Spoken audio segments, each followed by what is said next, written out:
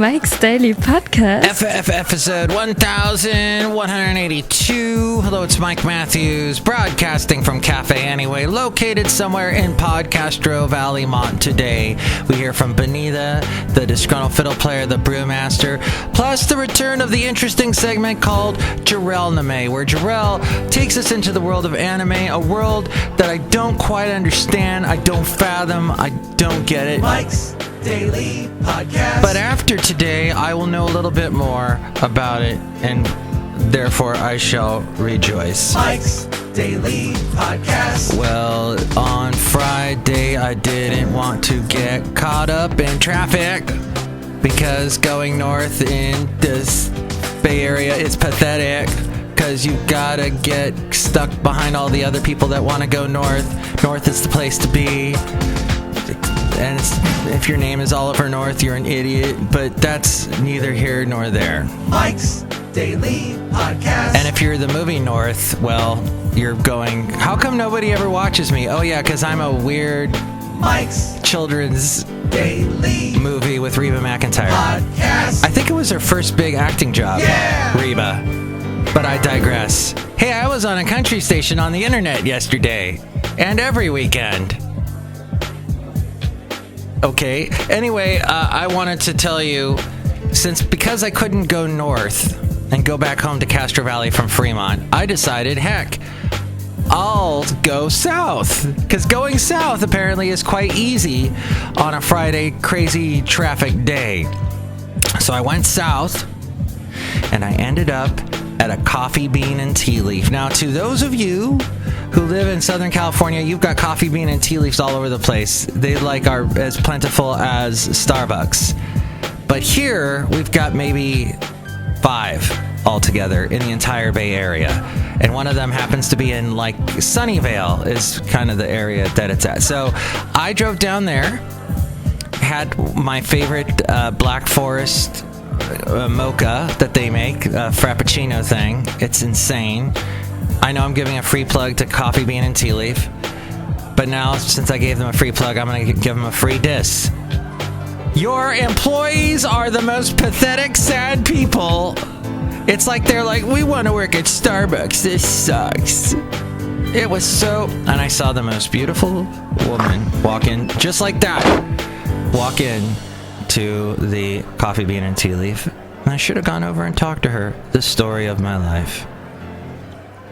The story of my life, One Direction. Look, but somebody did walk in the cafe anyway here. Hi, Ma, it's Benita the Rodeo Queen. How you doing? It's a Disgruntled Fiddle Player, tell you what. What? Don't look at my wife like that. I'm not looking at her. I'm looking away. Mark, you can look at me all you want. It's fine. Okay. Yeah, I was very happy to see this girl. Okay, so she walks in to the Coffee Bean and Tea Leaf, and she has on this beautiful summer dress that just killed me. And then she had on this cool sort of retro-y woman hat, the hats that they wear in the summertime. And because it was really like a summer day. Well, it was really a summer day today. Look who else just walked in. It's going to be a heck of a summer day today in the Bay Area. The frickin' it's gonna be 97. Not looking forward to that. And it's been hot all weekend. So she walked in. I should have said, I was gonna say something to her nice hat, but I think that might turn off some people. I like your hat, but I couldn't think of anything else. I wanted to talk to her, but I didn't. And then she was gone next thing I knew. And life goes on, doesn't it? Hey, after that, I went to a Meadery. Mead. And I'm like, oh, I want to get to drink some mead. But actually, I ended up drinking a beer that had honey in it, which wasn't quite what mead is. But they told me that regular mead is basically non-alcoholic. There's very little alcohol content in it. So here, have this mead stout beer. And so I drank that. It took about an hour to drink it. I'm a slow drinker. And then by that point, there was no buzz or drunkenness at all. And I said, I'll hang out and talk to... I talked to the guy that ran the place, and he was the coolest guy. He had this shirt on that was sort of a retro scene from Star Wars, the very first one, when they walk into the bar and there's all the aliens. Somebody had done like a cool 60s retro, artist named Shag. He does this retro stuff. He did like the cover of one of the Smash Mouth albums. And his shirt had and it was like this bright, burnt orange background to it. And it was very cool. And he had a cool kind of a retro-y, plays a blues club in the 60s kind of look to him. And so we talked for a while. And then I ended up at a cool park. I think it was called Bay something park in the Sunnyvale area. And I walked out and I saw this beautiful sunset. Oh, I should have posted the podcast picture from that. But instead I have this podcast picture. And here's today's podcast picture. You know, I neglected to mention you as you walked in. That's all right, Mike. I'm the brewmaster. I make the root beer. Oh, boy. Thank you. Okay, yeah, so the picture is of Basil the Boxer. And he met a wonderful Chihuahua. And this picture was taken at Heron Bay. And, you know, people go, oh, wow, your dog is big. He's going to eat my little dog. And no.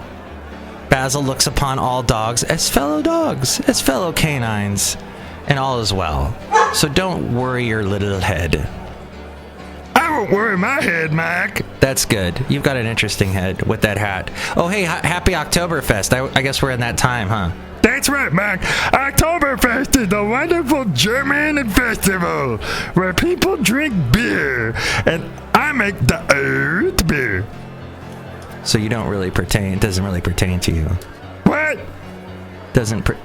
Anyway, cafe anyway. Anyway, I would like to say that if you'd like to help out the show, go to mikesdailypodcast.com, click on the Amazon link, buy whatever it is you were going to buy on Amazon. That helps us out tremendously.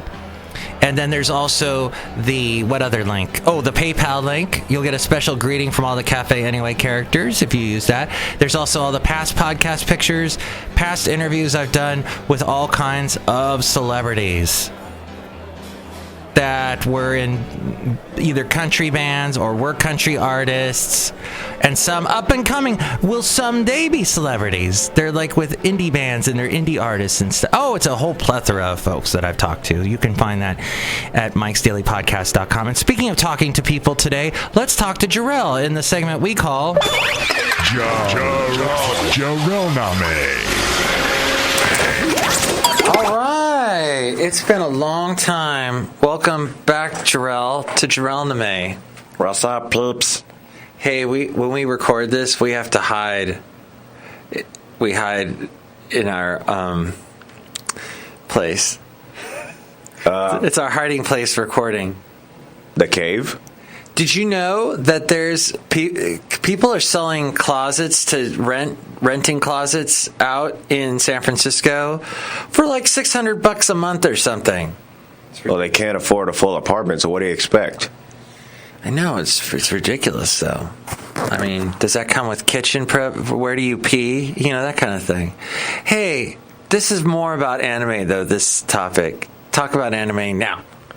Well, let me get a word of advice for the parents out there. If you have children, chances are your children are going to be exposed to anime, whether it be on the web or if it be on TV, especially Cartoon Network, especially during a particular program on the weekends called, that's right, Adult Swim. And in many cases, if I remember correctly, in the times that I was watching Cartoon Network, it more likely still is on Cartoon Network, including more likely on the weekdays. So, do you know what Adult Swim? I used to watch it all the time, and I loved. Do you know what Adult Swim though is genius? In fact, they've inspired other cable channels. Their bumpers, what we call bumpers, the little things in between the shows, like you'll just see a pool. And the water, and it's empty, and you hear a guy off the mic, all the kids out of the pool, Adult Swim, or something like that, or they have little cartoon vignettes that are hilarious. Even before that, they had a robot saying that. Oh, yeah? Did it sound like that character you were doing at the beginning of this? No. It was more of a deeper voice, and it sounded more like an actual robot was reading a script off that somebody typed into it. Well, it's sort of, I guess, well known now that it's very adult-oriented, Adult Swim. Pretty much, but it obviously does have an appeal to pretty much the youth as well. Youth? Yeah, because what youth do you know actually goes to bed exactly at 10 o'clock? They should go to bed at 10, but I had to go to bed by 10. That doesn't mean they do. No? Because now they got all these things they can play on their phone if they sneak their phone into the bed. Back in my day, we'd sneak a comic book into the bed with a flashlight. That was the more pure of concepts. It was a pure time.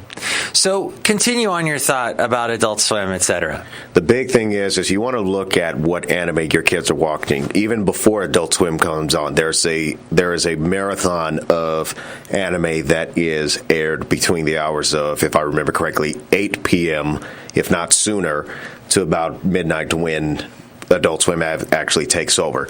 And really look up the genre of everything. There should be a familiar word when it comes to music, but in the genre of anime, there's some things you want to be able to put in perspective with your child. And one of those genres you need to look out for is ecchi. What is that? How do you spell that? ECCHI, if I remember correctly. Oh, so if I were to Google ecchi right now, I'd come up with, like, dirty pictures? Somewhat dirty pictures. It's pretty much the borderline of innuendos, if you will. Oh, okay. And they put that on television? Yeah, they do. But they tend to do it at nighttime because they figure more kids more likely to be asleep. But even if it's not available on TV, it's available online. Any other terms people should know? Well, let me expound on ecchi on the borderline concept of, what was the word I was saying? Oh, that's right. Innuendo. So basically what it is it's a comical scene to where a guy may walk into the restroom, but the door's unlocked for whatever reason, and a girl is stripping out of her clothes to where it's just at the point to where she's taking off her underwear. Why would she's in the men's room doing that? No, just in the bathroom of a residence.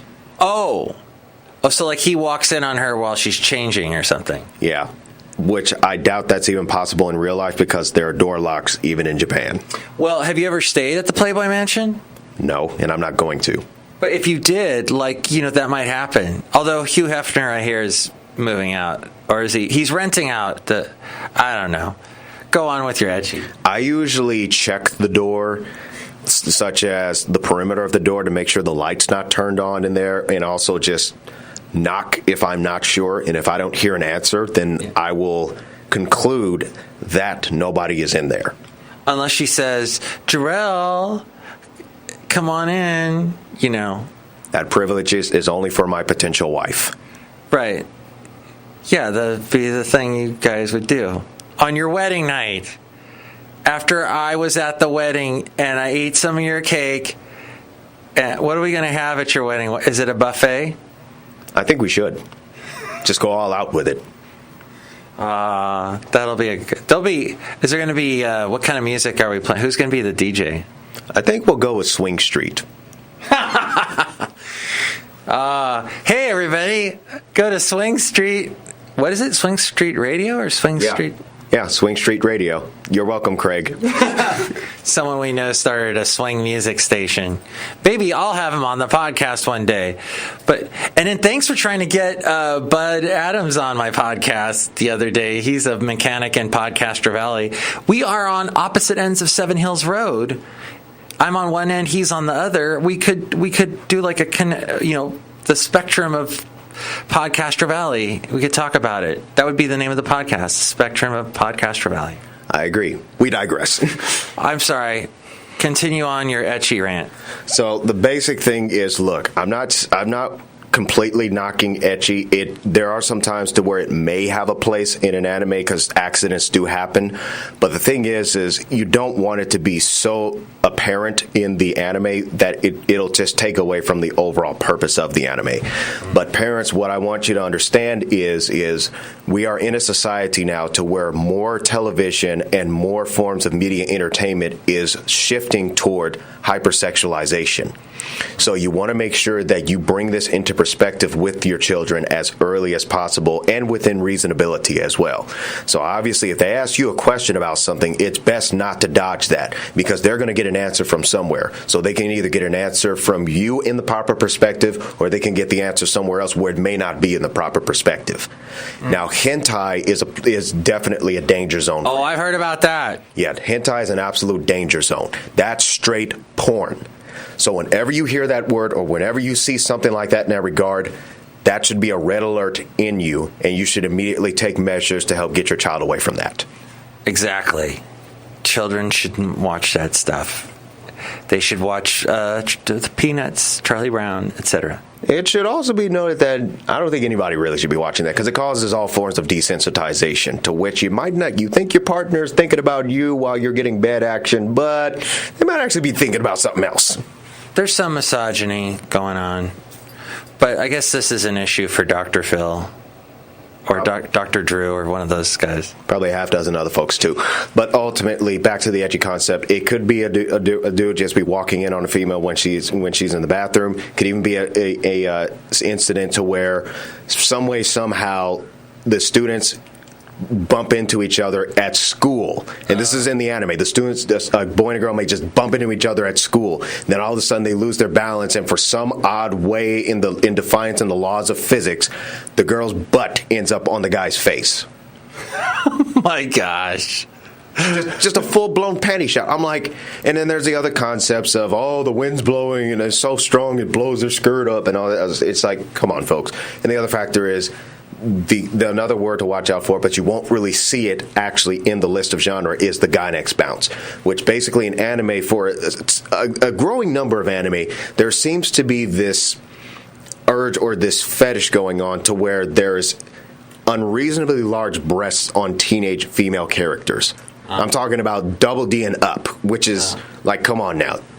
Teach your kids that's serious back pain, so therefore they will not expect that. That couldn't happen in real life. I mean, it could, but you have a lot of pain and other issues. Well, I would just give a word of advice to the guys. You may be enjoying that, but you got to look at the expressions of your partner as well, because chances are she's suffering a lot of back and shoulder pain. It's guys that are drawing that anyway, those particular ones for sure. Yeah, so the moral of this story is put into perspective what your kids are watching to help manage the expectations thereof, so they don't get so they don't become desensitized, and now women are wondering what the heck is wrong with guys.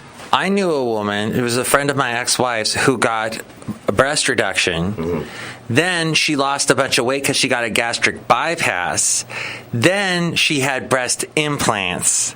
Then she got big again, and I don't know, then I got divorced. So I don't know I haven't kept in touch with that person. I guess what I'm saying is you can go a little bit surgery crazy, and sometimes, that's a lot of cut and whatnot. How did I get on that sub? I don't know. Even so, it's still a good topic to consider, because there are situations like this that occur. And one message I would say out to guys is, understand, a woman is more than just her breasts, her thighs, her butt, anything like that. You need someone whom you can actually have a chemistry catalyst of personality. Mm-hmm. Because all said and done, 30, 40 years from now, all that's going to change, including your own frame. Right. So do not engage in attractive. What I'm trying to say here is, do not engage in emotional connection with a woman solely for her body. It's what's on the inside that matters. There is a significance of the outside. I'm not knocking that, but what I'm saying is, do not base it solely on the appearance, because the appearance is going to change. That's right. Lord knows I know.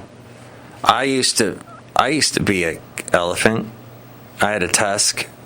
I had a large trunk and everything, and now I'm a human. I don't know, Jarrell. I think you've said a lot of things that we should all think about, and we should grow on. By knowing these things, it'll help us and help our children and help the world. Any final thoughts? If I was to sum this up in one simple statement, it would be this: all things in moderation. That's right.